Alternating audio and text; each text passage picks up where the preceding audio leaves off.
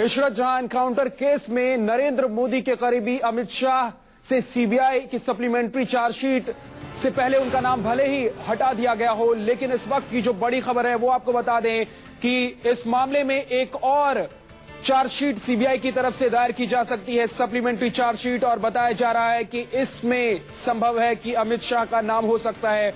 और इसके मुताबिक अमित शाह की मुश्किलें अभी कम नहीं हुई हैं। सूत्रों के हवाले से जो खबर आ रही है उसके मुताबिक इस मामले में अमित शाह की मुश्किलें कम होने वाली नहीं है, क्योंकि इस मामले में जांच की अभी भी गुंजाइश नजर आ रही है। सीबीआई इस मामले में एक और सप्लीमेंट्री चार्जशीट दायर कर सकती है, यानी एक सप्लीमेंट्री चार्जशीट में भले ही अमित शाह को आरोपी नहीं बनाया गया हो, लेकिन दूसरी सप्लीमेंट्री चार्जशीट दायर होने से उन पर अभी भी तलवार लटक रही है।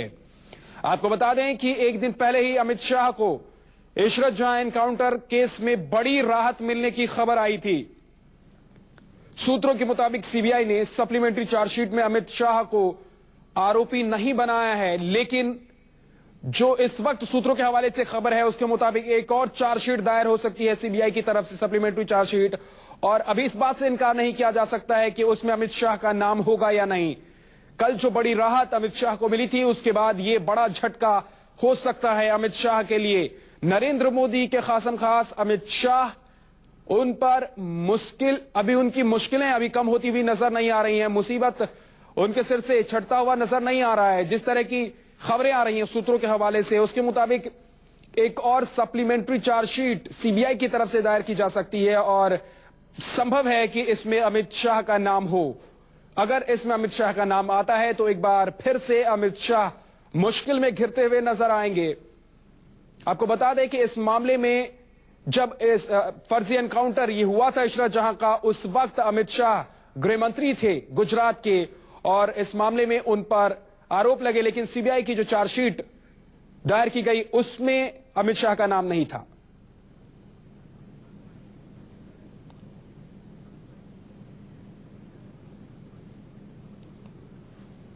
हमारे साथ हमारे कंसल्टिंग एडिटर मयूर शेखर झा जुड़ गए हैं, उनसे बात करते हैं। मयूर, इस मामले में अब जिस तरह की खबर आई है, क्या यह संभव है कि अमित शाह की मुश्किल बढ़ सकती है?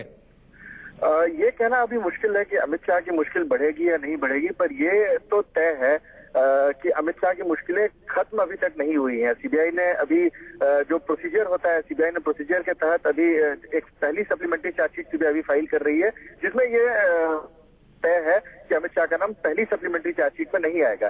पर पहली सप्लीमेंट्री के चार्जशीट के साथ साथ सीबीआई कोई किसी भी तरह का क्लोजर रिपोर्ट फाइल नहीं कर रही है, और उसने एक सेकंड सप्लीमेंट्री चार्जशीट फाइल करने का जो है वो विंडो वो खुली रखी है। और जो अटॉर्नी जनरल से सीबीआई ने सलाह मांगी है, उस सलाह में सीबीआई ने अटॉर्नी जनरल से पूछा है कि आप हमें सलाह दें कि क्या हमें इस जो प्रोब है इसके दिशा और ज्यादा बढ़ाना चाहिए और इसको ब्रॉडन करना चाहिए, और क्या हमें इस चीज को प्रोब करना चाहिए कि इसका बेनिफिशियरी कौन था, क्योंकि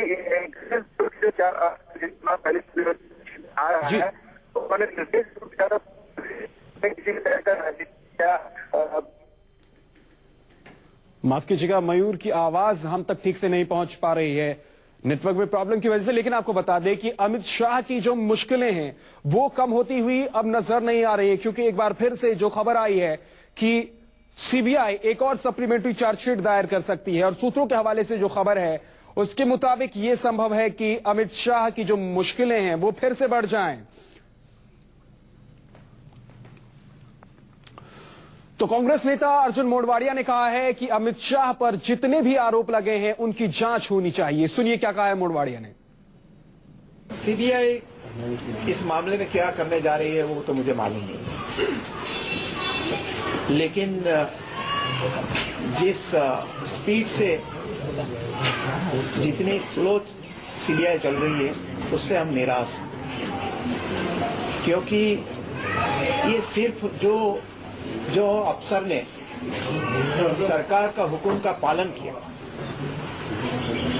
और सरकार ने उस समय के मुख्यमंत्री और होम मिनिस्टर ने किसी को मुख्यमंत्री को हीरो बनाने के लिए एक नीति बनाई और उसमें कोई लोगों को पकड़ के उसको टेररिस्ट बना के मारने की जो साजिश की उसमें सिर्फ ऑपरेशनल जो पर्सन थे उनकी ही और अरेस्ट हो रही है जो कॉन्स्पिरेसी करने वाले हैं वो आज तक फ्री हैं। यही बात डीजी वनजारा ने अपने चिट्ठी में लिखी थी और उन्होंने कहा था कि अगर हम जेल में हैं तो मोदी सरकार भी जेल में होनी चाहिए। तो ये सही कहा है उन्होंने, और मैं मानता हूं कि जिन्होंने नीति और कॉन्स्पिरेसी बनाई है उनके सामने पहले एक्शन होना चाहिए था, लेकिन आज तक हुआ नहीं।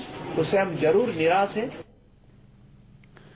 तो एक बार फिर से कांग्रेस की तरफ से निशाना साधा गया है अमित शाह को लेकर कि जिस तरह से इस मामले में बाकी लोग जेल में हैं, जो मोदी सरकार है उसके जिन मंत्रियों पर या जिन लोगों पर आरोप है वो भी जेल में होने चाहिए, ये विपक्ष की तरफ से आरोप है। लेकिन सीबीआई एक और चार्जशीट दायर कर सकती है। क्या है इशरत जहां मुठभेड़ केस, ये आपको एक बार बता देते हैं। 3 जून 2013 को सीबीआई ने केस को फर्जी करार दिया था।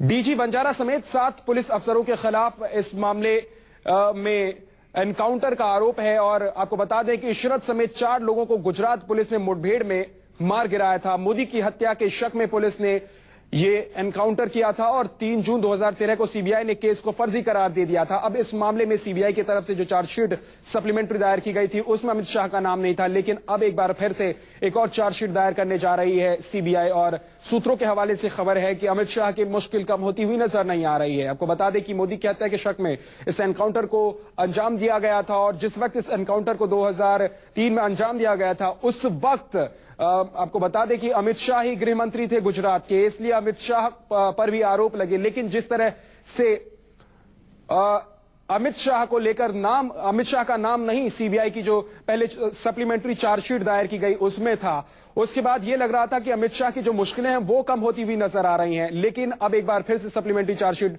सीबीआई दायर करने जा रही है। हमारे साथ हमारे कंसल्टिंग एडिटर मयूर शेखर झा जुड़ गए हैं। मयूर, इस मामले में अब भले ही एक बार फिर से सप्लीमेंट्री चार्जशीट दायर करने की बात की जा रही है सीबीआई की तरफ से, लेकिन क्या लगता है इसमें अमित शाह का नाम हो सकता है क्या?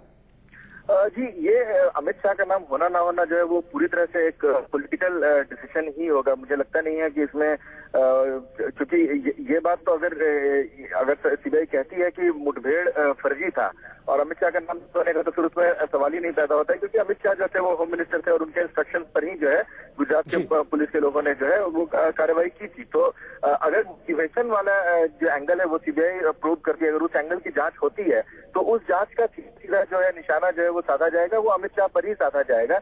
अभी पॉलिटिकल माहौल जो है वो काफी गर्म है और उसमें देखना होगा कि किस तरह की डिसीजन जो है वो लॉ मिनिस्ट्री के अंदर अटॉर्नी जनरल आते हैं, अटॉर्नी जनरल किस तरह का सुझाव देते हैं सीबीआई को, इस प्रोब को किस तरफ वाइडन करने का सुझाव देते हैं। इन तमाम चीजों को ध्यान में रखते हुए जो है ये सीबीआई इस हिसाब से मेरे ख्याल से आगे बढ़ेगी। इसमें ये देखना होगा कि अब सरकार क्या इस तरह से, क्योंकि सरकार को ये पता है कि जैसे ही अमित शाह के ऊपर निशाना साधेगी अमित शाह अपने आप को विक्टिम साबित करेंगे, किसी तरह का पोलराइजेशन का भी माहौल बन सकता है। तो पॉलिटिकली सरकार क्या इस तरह का पोलराइजेशन अभी करवाना चाहती है, देश में नहीं चाहती है, इन सभी चीजों के हिसाब से मेरे ख्याल से अटॉर्नी जनरल का ओपिनियन आएगा। तो ये ज्यादा पॉलिटिकल होगा, एग्जीक्यूटिव नहीं होगा अमित शाह का नाम चार्जशीट में आना या नहीं आना। फिलहाल जो तय है वो ये है कि अभी सीबीआई इस केस को क्लोजर नहीं दे रही है, तो तलवार जो है वो लटकती रहेगी अमित शाह के सर पर। सीबीआई ये कहेगी कि हमें सेकंड सप्लीमेंट्री चार्जशीट भी फाइल करने जा रहे हैं। तो अब जबकि आईबी वालों का नाम आ गया है, गुजरात पुलिस के लोगों का नाम आ गया है, तो अब सेकंड सप्लीमेंट्री चार्जशीट में बचता कौन है? तो ये तलवार एक तरह से अमित शाह के सर पे लटकती रहेगी।